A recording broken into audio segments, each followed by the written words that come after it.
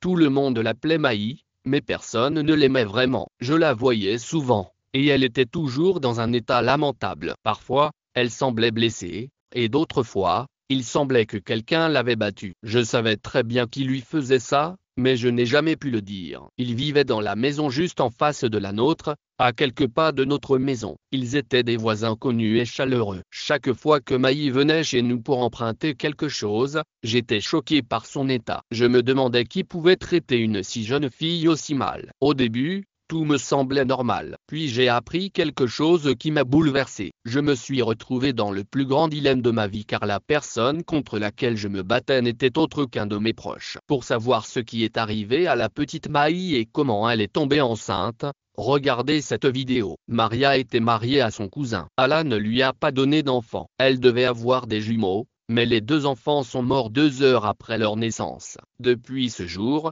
Maria est folle. Elle ne prend pas soin d'elle. Son état de santé est devenu très mauvais. Aujourd'hui, j'ai rencontré Maria et je suis rentré directement à la maison. Ma mère m'a raconté quelque chose de choquant. La famille de Rifa, le mari de Maria, est venue te demander en mariage. J'étais stupéfaite. J'ai dit: qu'est-ce que tu as dit? J'avais encore les larmes aux yeux. En voyant l'état pitoyable de Maria et après être rentré à la maison, ma mère m'a dit que la famille du mari de mon ami était venue me demander en mariage. Le mari de Maria était beau, jeune et riche. N'importe quelle fille accepterait de l'épouser. Mais comme j'étais l'ami de Maria, je savais très bien à quel point Ria l'aimait. J'ai demandé à ma mère: qui t'a dit cela? Ma mère m'a répondu: quand tu étais chez Maria, la mère de Rifa est venue chez nous. Ma femme peut s'occuper de Maria, et la paix et le bonheur reviendront dans la vie de mon fils. De plus, Maria ne pourra jamais devenir mère si Sura a un enfant. Après le mariage, Maria ira également mieux parce que Ra ne veut pas du tout quitter Maria mais a accepté de se marier une seconde fois. En entendant cela,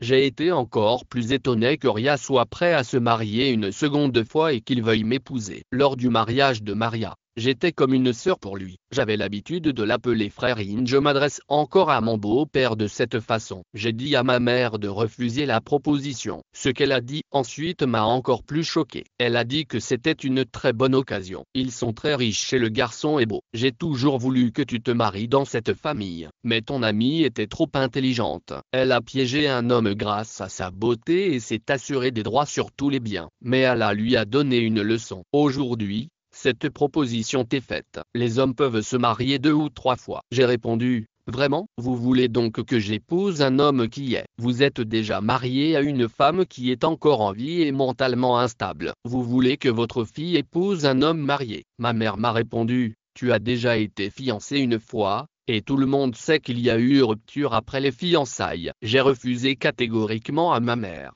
Elle m'a beaucoup grondé. Je suis allé directement chez Ra. Il était assis là. J'ai dit: qu'est-ce que c'est que tout ça? Je suis impuissant moi aussi. Je veux guérir Maria. Il m'a répondu: je n'ai jamais pensé à toi de cette façon. Je n'ai jamais pensé à toi de cette façon non plus, ai-je dit.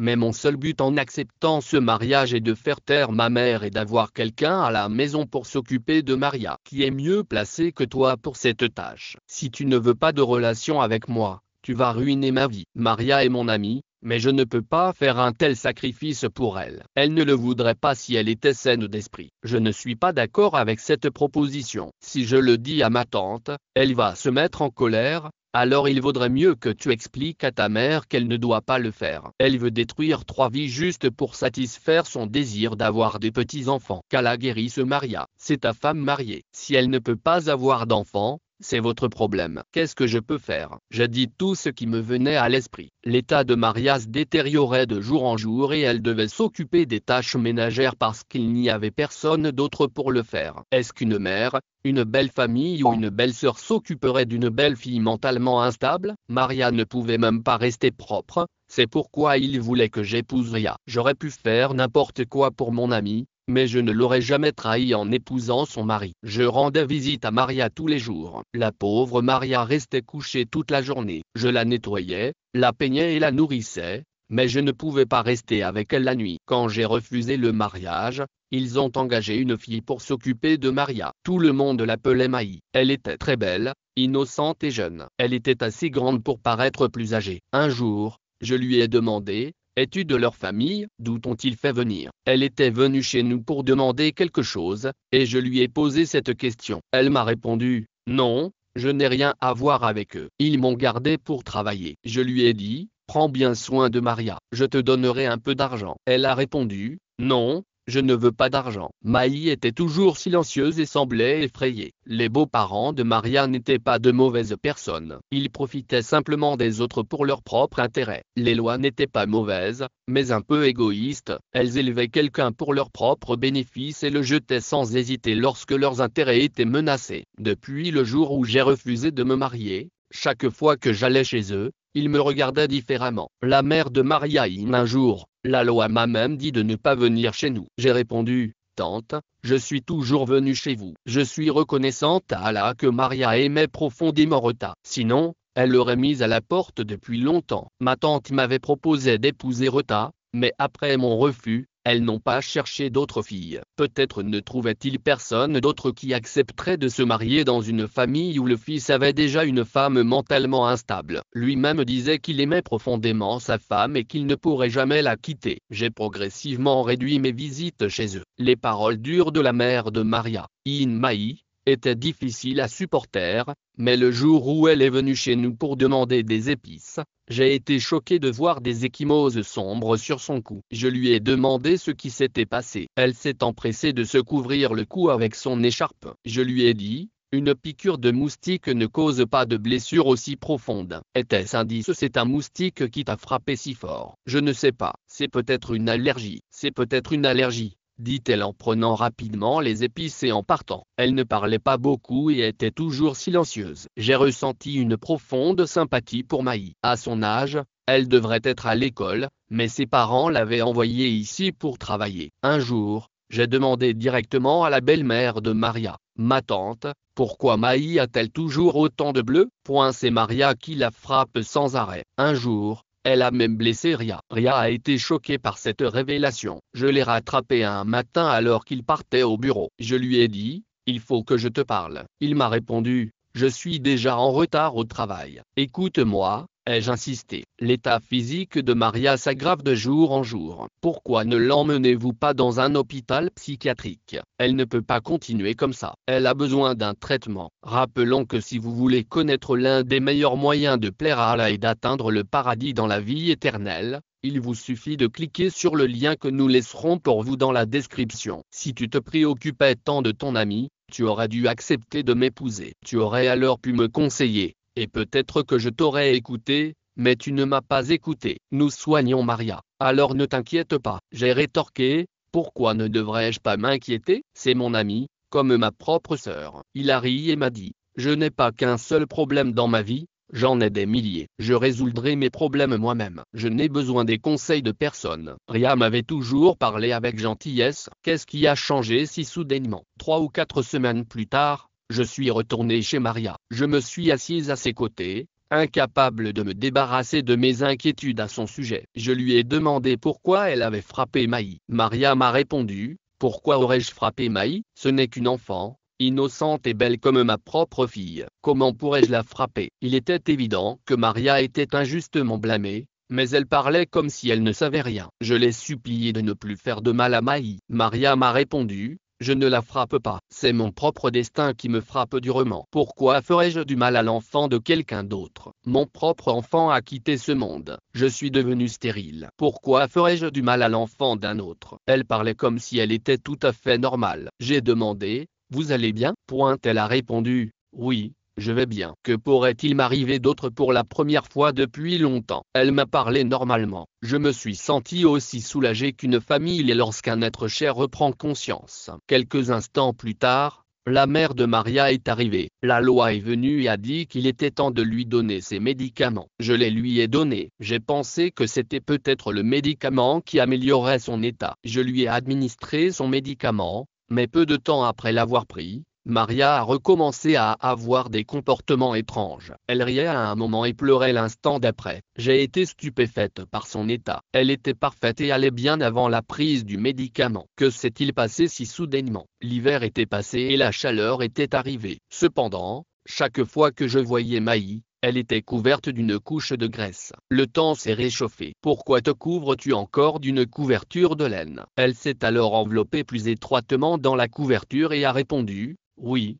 j'aime garder la couverture sur moi. J'ai répondu, mais vous ne faisiez pas cela quand vous êtes arrivé ici pour travailler chez quelqu'un. Il n'est pas possible de maintenir une telle intimité. Les gens vont et viennent. Tu dois faire face à beaucoup d'hommes. De plus, tu n'es qu'une enfant. Tu devrais seulement te couvrir la tête. Cela suffirait. Elle répondit, non. Tu dois toujours rester loin de moi. Ne touche pas à ma couverture. Je l'aime bien comme ça. J'ai été choqué de réaliser que je n'avais jamais essayé de toucher sa couverture. Maï m'a toujours semblé être une fille mystérieuse. Un soir, alors que j'étais allongé dans ma chambre, j'ai reçu un message vocal de Maria. J'ai été étonné. Nous avions l'habitude d'échanger des messages, mais cela faisait longtemps que Maria ne m'avait pas envoyé de message car son état physique ne lui permettait pas d'utiliser un téléphone portable. En écoutant le message vocal, j'ai senti le sol se dérober sous mes pieds. Mes pieds, disait Maria, aidez-moi, je suis en grand danger. Ils me font quelque chose. Il y a beaucoup de complots diaboliques contre moi dans cette maison. Je ne suis pas folle. Ils m'ont délibérément fait passer pour fou. Ra me cache quelque chose. Il y a une vérité qu'il cache dans ses yeux. Il ne me regarde pas dans les yeux quand il parle. Découvrez ce qui se passe vraiment. Rifa me ment. Il dit que tout ira bien. Mais je sais que rien ne s'arrange et que rien ne s'arrangera jamais. Ma mère et moi savons que la justice prépare quelque chose, et Réa disparaît quelque part la nuit quand ma belle-mère n'est pas là. Les médicaments ne font qu'aggraver mon état. Une fois que les effets se seront dissipés, je reviendrai à la normale. Je sais que mes enfants ont disparu de ce monde et qu'ils n'y reviendront jamais. Je ne pourrai plus jamais avoir d'enfants, mais je vivrai une vie saine et belle en tant qu'épouse de Rifa. Il ne vient pas chez nous. Il a déménagé loin de moi. Ils m'ont fait quelque chose. Maria était en train de divaguer dans son message lorsque le message vocal s'est terminé. J'ai eu l'impression que quelqu'un était entré dans la pièce. J'ai laissé un message vocal à Réa à la première heure du matin et je lui ai fait écouter le message de Maria. Cependant, le matin, ce message vocal avait été effacé. J'ai été choqué. Je savais que Maria ne l'avait pas supprimé elle-même. Peut-être que quelqu'un l'avait vu envoyer le message. Je devais réfléchir attentivement à la suite des événements. Je suis entré dans leur maison et je suis allé directement dans la chambre de Maria pour lui parler. Les habitants de la maison se réveillent généralement tard. Mais la scène que j'ai vue ensuite a fait bouger le sol sous mes pieds lorsque Maï est entrée. Je l'ai vue clairement de l'autre côté de la vera. Elle n'était pas couverte par le châle. Cette jeune fille était enceinte et allait bientôt accoucher. Je me suis rapidement caché. Personne ne m'a vu. Je suis retourné dans ma chambre et j'ai commencé à reconstituer ce qui s'était passé. J'allais informer Maria immédiatement de ce qui se passait dans son dos. Je suis allé chez les avocats pour savoir qui avait pu faire ça. Maï avait été amenée chez eux pour travailler, pas pour avoir une relation avec une personne inconnue de la famille. C'étaient des gens éduqués et honnêtes,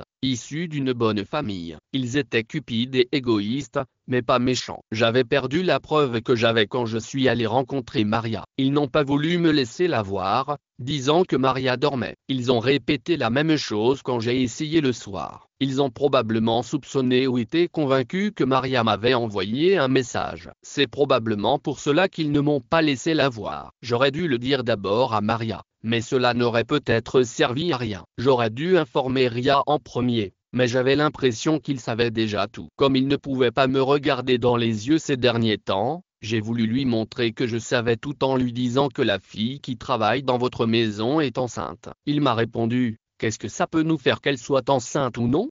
Elle et ses parents doivent savoir. Pourquoi vous mêlez-vous autant de nos affaires personnelles? Si tu te préoccupes tant de nos affaires familiales, pourquoi n'as-tu pas accepté de m'épouser? J'ai répondu, bien que tu dises toujours que tu aimes Maria, pourquoi es-tu si contrarié par mon refus? Pourquoi ne peux-tu pas te sortir cette affaire de la tête? Je te l'ai dit. Je lui ai demandé pourquoi personne ne me laissait voir Maria. Il m'a dit que ce n'était pas ce que tu pensais, qu'elle était vraiment malade et que tu pouvais la voir quand elle se réveillait. Je lui ai répondu que non, mais que ta mère avait été très dure avec moi et que je ne comprenais pas pourquoi elle était si dure. Elle a pris la situation à la légère, en riant et en disant « Oh, vraiment, tu ne sais pas qui est le père de cet enfant ». Elle a plaisanté sur beaucoup de choses, mais n'a rien dit sur ce que nous devrions ou pourrions faire dans cette situation. Ma mère a dit Que pouvons-nous faire? C'est leur employé de maison, c'est leur affaire. J'ai répondu. Sont-ils devenus nos ennemis maintenant? Nous avons fini par devenir viral. Ma mère n'avait pas tort, mais si nous n'avions rien fait de mal, quel mal une vidéo virale nous ferait-elle ce soir-là? J'entendais des cris et du vacarme venant de la maison de Maria. Il était clair pour moi que les cris venaient de Maï. Le lendemain matin, j'ai vu la belle-mère de Maria faire ses adieux à une femme qui semblait être une infirmière ou une sage-femme lorsque la femme a quitté la belle-mère de Maria. Elle a remercié Allah et est rentrée à l'intérieur. Des objets ont commencé à arriver chez eux, du genre de ceux que l'on apporte lorsqu'on attend un nouveau-né. Leur maison se trouvait juste en face de la nôtre et, de la fenêtre de ma chambre, je pouvais clairement voir leur porte d'entrée et ce qu'on apportait et ce qu'on emportait. Cela signifiait que Maï avait accouché. C'est pourquoi des articles de bébé étaient apportés à l'intérieur. Mais qui était le père du bébé? S'il ne le savait pas, pourquoi dépensait-il autant pour le bébé et achetait-il des choses pour lui? Je voulais raconter tout cela à Maria. Je ne pouvais plus me taire. J'ai couru. Je suis entré directement dans la maison et je me suis dirigé vers la chambre de Maria. Ils m'ont tous dit que Maria dormait, mais je savais que c'était mieux. J'ai couru quand même. Quand je suis arrivé, j'ai été stupéfaite. Maria était assise, tenant le bébé, et elle avait l'air très heureuse. Je n'ai trouvé Maï nulle part. Rat était assis à côté de Maria et tous deux regardaient le bébé comme s'il était le leur. Je savais clairement que le bébé n'était pas celui de Maria. Personne ne m'a parlé. Je suis rentré à la maison. Maria semblait en parfaite santé, mais je sentais qu'elle me cachait quelque chose. Le lendemain, à 4 heures, il est 12 heures du matin. J'ai entendu des voitures de police parler d'emmener Ria, sa mère et le jeune frère de Rifa, Kat. Ils étaient réticents à partir, disant « Nous vous ferons parler au procureur. Nous ne sommes pas comme ça. Comment pouvons-nous vous dire où se trouve cette fille ?» Ma mère et moi avons été choqués par ces événements. La situation était très grave lorsque le rapport d'autopsie a été publié. La vérité a été révélée et nous avons tous été stupéfaits. Il s'est avéré qu'il n'avait pas amené Maï pour Maria,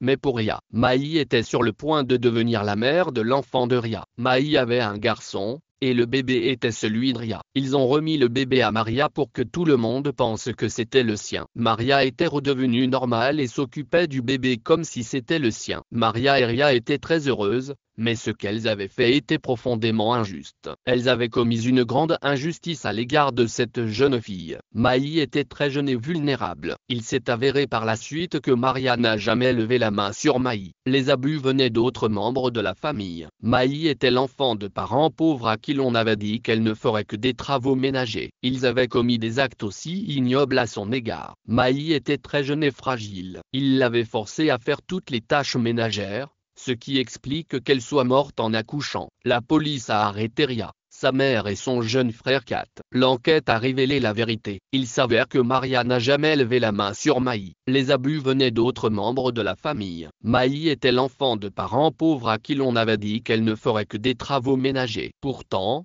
ils avaient commis des actes odieux à son encontre. Maï était très jeune et fragile. Ils l'ont forcée à effectuer toutes les tâches ménagères, ce qui explique qu'elle soit morte en accouchant. La police a arrêté Ria, sa mère et son jeune frère Kat. L'enquête a révélé que Ra était également impliqué. J'ai été encore plus choqué que Ra, un homme éduqué et aimant, puisse s'abaisser à ce point pour un simple enfant. Les gens ont raison, on ne peut pas deviner comment les gens vont devenir. On ne peut faire confiance à personne dans ce monde. Les parents de Maï étant pauvres, ils n'ont pas pu se battre longtemps. 4 mois plus tard, Ra est rentré chez lui. Quand j'ai raconté à Maria ce qui était arrivé à Maï et à quel point c'était mal, elle m'a dit, ce qui est fait est fait. Maria est maintenant mère. Elle a un enfant. Elle est heureuse. Mon mari a fait un grand pas pour moi. Il est allé en prison. Maintenant, j'ai un bébé que je peux appeler le mien. Je n'aurais jamais pu être mère, mais maintenant je le suis. Je n'ai rien à reprocher à personne. Je lui ai pardonné. Il a tout fait pour moi. Je ne comprenais pas comment Maria pouvait penser ainsi. Quelle faute cette innocente a-t-elle commise? Ils l'ont utilisée pour arriver à leur fin. Les beaux-parents de Maria sont. Les lois lui donnaient délibérément des somnifères pour qu'elle reste endormie et que Ria puisse interagir avec Maï. C'est pour ça que Maria m'a envoyé ce message vocal. Mais maintenant, rien de tout cela ne semblait lui importer. Elle se contentait de dire « Mon mari a tout fait pour moi. Si seulement j'avais su tout cela plus tôt, j'aurais peut-être pu. » Maï sauvée, dis-moi, Est-ce que l'impuissance rend les gens si égoïstes et brutaux qu'ils peuvent justifier l'oppression des autres? Mes amis, ceci nous amène à la fin de la vidéo d'aujourd'hui. Si vous avez aimé la vidéo, donnez-lui un like. Abonnez-vous à la chaîne. Si vous êtes nouveau et que vous cliquez sur l'icône de la cloche, rendez-vous dans la